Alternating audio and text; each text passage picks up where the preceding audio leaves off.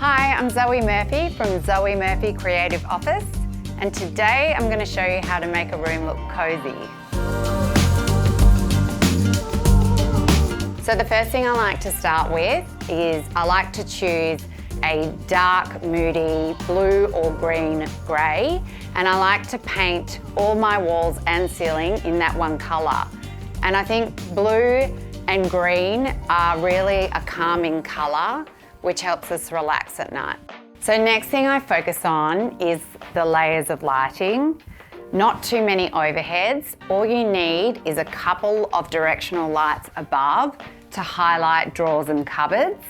Then I would focus on getting a nice wall light to highlight art, and it's also good for reading. So I like to dress the room in a floor-to-ceiling curtain.